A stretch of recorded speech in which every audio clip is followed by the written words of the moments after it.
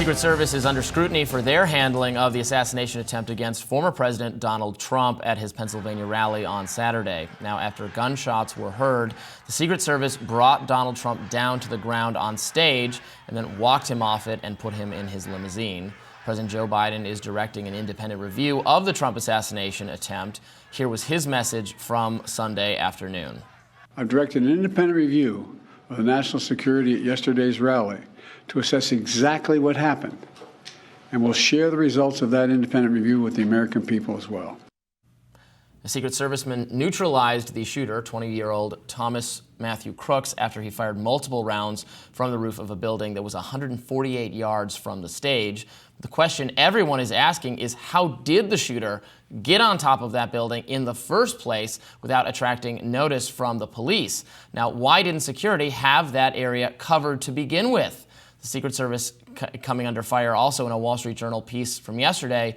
It reads, Trump shooting is Secret Service's most stunning failure in decades. Former Deputy Assistant Secret Service's Director, Bill Pickle said, the reality is there's just no excuse for the Secret Service to be unable to provide sufficient resources to cover an open rooftop 100 yards away from the site. There's no way he should have got those shots off. YouTuber Dan Bongino wrote on X, USSS Director Kim Cheadle must resign. She was warned about this, and she ignored the warnings. I want to repeat and can absolutely confirm the USSS Director Kim Cheadle has repeatedly turned down requests for a larger security footprint around President Trump, despite knowing the threat level is catastrophic. It also came to light that Trump's usual security detail was not working on Saturday. Real Clear Politics White House reporter Susan Crabtree wrote, new information from a source in the Secret Service community. Trump's usual protective service detail was working hard 7 days a week with no days off. That many of the agents assigned Saturday were temporary replacements from different field offices. Security waited until the shooter was down to bring Trump off stage, but it appeared that his head was not fully covered as he was brought into the limousine. Conservative commentator Matt Walsh wrote on X of this, there should not be any women in the Secret Service. These are supposed to be the very best, and none of the very best at this job are women. And Meghan McCain chimed in as well. This is why the notion that men and women are the same is just absurd. You need to be taller than the candidate to protect them with your body. Why do they have these short women guarding Trump? This is embarrassing and dangerous. So, yeah, a lot of scrutiny being placed on the Secret Service. I think everyone is really confused as to why it was even allowed that the shooter was able to get onto that building. You know, we're learning more about the arrangement for the speech that Trump gave. You know, this was in a fairly rural area, not like a lot of giant buildings or something, not tons of people. You know, this building sticks out to you if you see the overall map of where Trump was speaking. Knowing he was going to do this speech, that building seems like a likely place if there was going to be some kind of shooter to be stationed. And so the idea that they were not able to prevent that is really a major failing. And then also, you know, we saw interviews with people on the ground there that have been on social media. The BBC did a really good one with a spectator who was saying, and I've seen subsequent videos that demonstrate this, of the bystanders noticed the shooter first. They saw the guy on the roof, and there's videos of them saying, hey, there's a guy on the roof. Like, this is alarming. You know, we're always told that, you know, see something, say something is like the attitude of modern, you know, security times. We're told, you know, speak up, and, you know, why don't people say something? And time again, here's a crystal clear example. People did say something. It's just the response from the officials was too slow. Absolutely, yeah. They're pointing to the rooftop. So many people posted videos on social media from the scene at the rally saying, we were all pointing, we were all waving at Secret Service. They weren't doing anything. And Tim McMillan, who's a former security detail for vice presidents and presidents, posted a long thread about what possibly could have gone wrong. And he explained that there's an inner tier, that's where the woman was, who was shorter than Trump. I'm sure there are women taller than Joe Biden and Donald Trump out there. I think the point is not about the gender, but rather the height, right? a part of the job is you put your body on the line to protect the president, the vice president, whoever you're on the detail of. And so because she was ducking under his head, leaving a clean shot, a lot of people made it about her being a woman, but really it's about her being shorter. And so that inner tier jumps on the president or whoever they're the detail of, vice president, first lady. That's the inner tier. There's a second middle tier, and they're assessing threats in the crowd, people who could possibly jump on stage, things like that. Then there's the extend tier, which is for extremely long distance threats, things like snipers.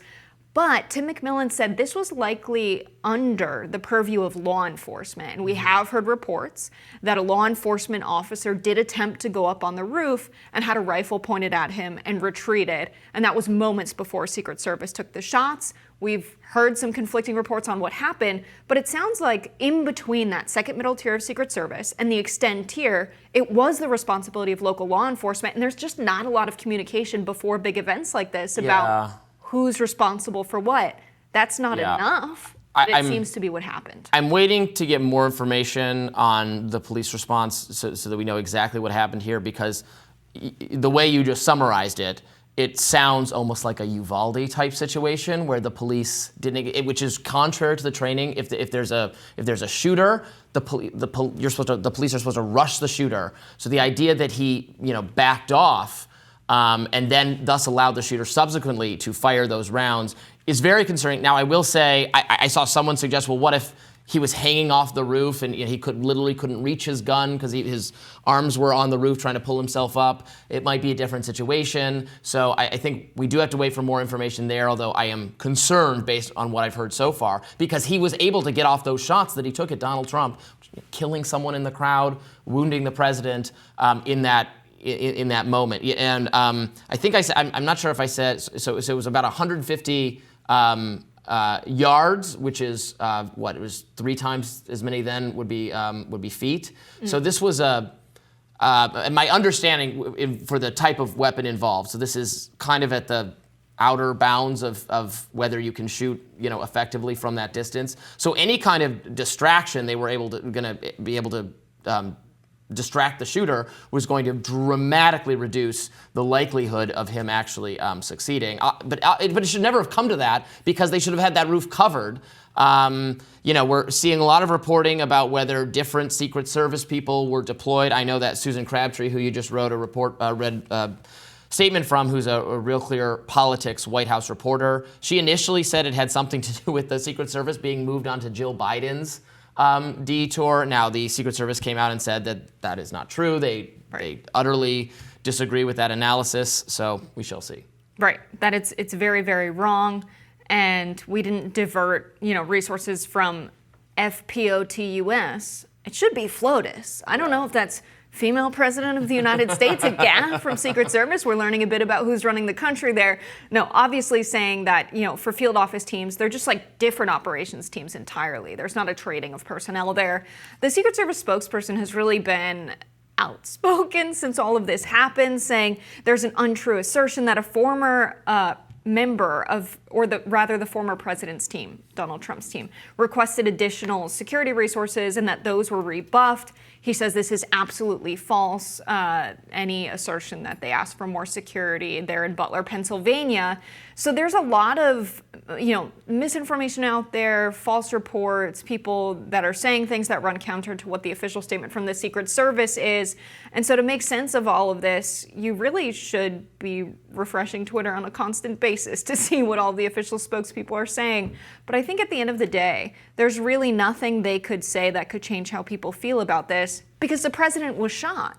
It doesn't really matter if they say, oh, it was like extraordinary circumstances, we were not prepared. There's really no excuse for something like this happening. When there's video that you can watch of this on social media, when Ronald Reagan was shot at, Secret Service had him covered and safe in 0.3 seconds. So even the amount of time it took for something to happen in the video footage we watched, it was kind of surreal watching. And I know it was fairly quick, but it's time compresses when those sorts of things are happening. So I don't know. In terms of you mentioned the female Secret Service officer who's drawing a lot of attention. Yeah, I want to learn more about why they thought that person is qualified or how they got into that role. I know a lot of conservatives are going to say this is DEI and this is prioritizing the hiring of females in this case to do a job that traditionally was done by men. I have no idea whether that criticism has any validity, but the Secret Service is definitely going to be under a microscope based on their response, and also the fact that RFK Jr. has not had Secret Service protection is a very interesting and I think suspect thing. We are going to talk about that in greater detail on the show later today. We've got an RFK campaign surrogate to talk with it about, so you won't want to miss that. Stay tuned for more Rising.